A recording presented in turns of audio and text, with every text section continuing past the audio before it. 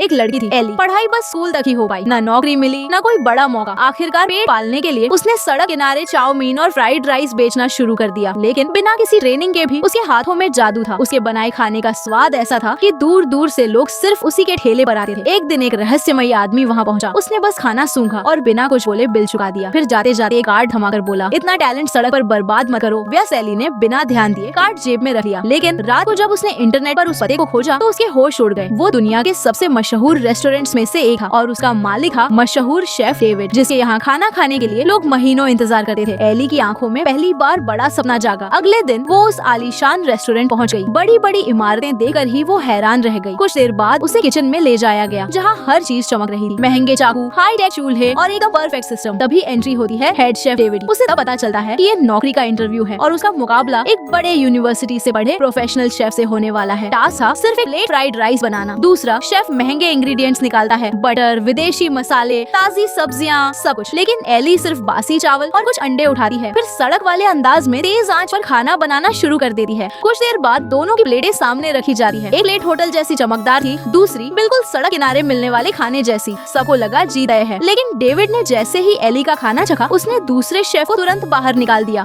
गुस्से में शेफ वजह पूछता है तो डेविड थप्पड़ मारकर कहता है, असली स्वाद दिखावे से नहीं आ रहा। एली सिलेक्ट हो जाती है, लेकिन असली मुश्किल अब शुरू हुई थी। डेविड उसे सड़क वाली लड़की से 5 स्टार शेफ बनाना चाहता था। वो उसे महंगा वाग्यू बीफ काटना सिखा रहा है, जहाँ 2 मिलीमीटर की गलती भी बर्दाश्त नहीं थी। एली बार बार गलती करती, कभी मांस मोटा कट जाता, कभी जल जाता, कभी तेल ज्यादा पड़ जाता। हर गलती पर डेविड उसे सबके सामने बेइज्जत करता। कई बार रोते रोते उसकी आंखें लाल हो जाती, लेकिन वो हार नहीं मानती। एक रात गुस्से में वो नौकरी छोड़कर जाने लगी है, लेकिन लिफ्ट के सामने पहुंचकर रुक जाती है। उसे एहसास होता है कि वो फिर उसी छोटी दुनिया में लौट जाएगी, जहाँ सपने देखने की भी इजाजत नहीं थी। वो वापस किचन में लौट आती है। पूरी रात अकेले प्रैक्टिस करती रहती है। हाथ जल जाते हैं, लेकिन वो रुकती नहीं। अगली सुबह जब डेविड आता है तो एली पूरी रात वहीं काम करते हुए मिलती है। इस बार वो आत्मविश्वास के साथ वाग्यू बीफ बनाती है। एक ही फ्लिप में मांस परफेक्ट पक जाता है। डेविड पहली बार मुस्कुराता है। एली उसकी पहली परीक्षा पास कर चुकी थी।